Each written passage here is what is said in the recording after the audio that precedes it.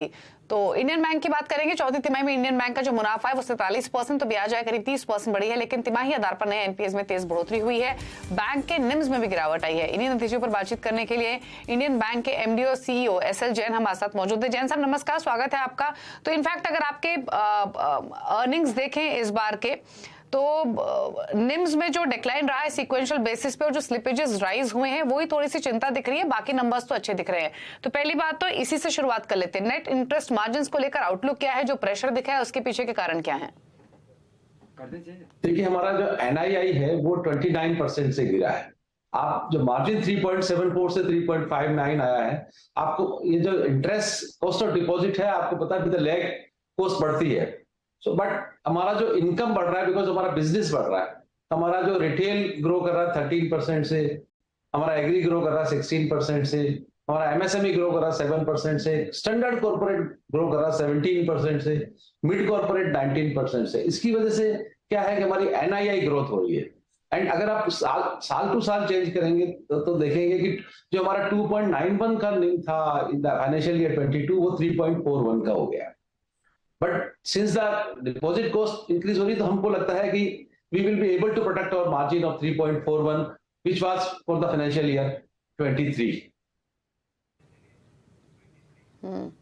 अच्छा, तो ये स्लिपेजेस जो आपके स्लिपेजेस के जो नंबर्स रहे हैं, इस पर आपके कमेंट्स क्या हैं? क्योंकि इंडस्ट्री में जिस तरीके की एक्सपेक्टेशंस थी कि इस बार स्लिपेजेस बढ़ेंगे नहीं और आपके सीक्वेंशियल बेसिस पे राइज होते हुए दिखे हैं, तो ये क्यों है और यहाँ क्या आउटलुक आगे के लिए? फिर आप हमारा ग्रोस एनपीए देखिए 6.53 से 5.95 आ गया। नेट एनपीए देखिए 1 से 0.9 आ गया। हमारा प्रोविजन कवरेज रेशियो हमारा इंप्रूव हुआ है। रिकवरी इन हमारा राइट ऑफ बढ़ा है। तो ये 2566 करोड़ का जो हमारा स्लीपेज है, हाफ जो स्लीपेज है वो एमएसएमई में है 1343 का। इसका 700 का जो स्लीपेज है ये रिस्ट्रक्चरिंग बुक से है। अब जब कोरोना आया था तो हम सब लोगों ने रिस्ट्रक्चरिंग दिया था, ईसीएल जीएस दिया था। Of course majority of the units are doing good, पर कुछ यूनिट्स जो है स्लीपेज आई है बिकॉज ऑफ रिस्ट्रक्चरिंग बुक। ये जो आप अगर इसको एक्सक्लूड करते हैं तो हमारा जो स्लीपेज है वो मैनेजेबल है। और आप ये भी देखिए कि हमारा रिकवरी जो है मोर देन स्लीपेज है। फुल ईयर का हमारा 8,500 करोड़ का रिकवरी है और 7,000 करोड़ के आसपास स्लीपेज है।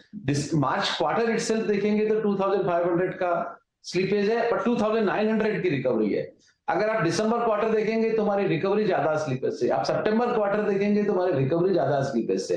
जब हमारी रिकवरी ज्यादा स्लीपेज से, इसकी वजह से हमारे ग्रॉस और नेट के नंबर बेटर हो रहे हैं।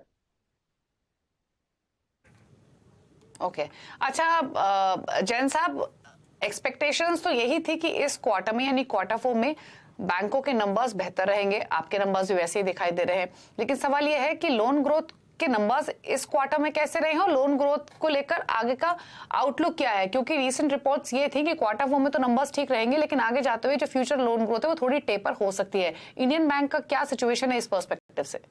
आप हमारा क्वार्टर वन क्वार्टर परफॉर्मेंस देखिए। इंडियन बैंक क्या है 62% रिटेल में और 38% के आसपास कॉर्पोरेट में है। और रिटेल में हमारी ग्रोथ कंटिन्यूअसली हो रही है, चाहे रिटेल हो, चाहे एग्री हो, चाहे एमएसएमई हो। इसकी जो वजह है वो है हमारा 5,800 के आसपास हमारा ब्रांच नेटवर्क है। सो कंटिन्यूअसली उसमें ग्रोथ आ रही है। आप quarter on quarter it is growing. And इस बार कॉर्पोरेट भी देखिए आप 17% की ग्रोथ है।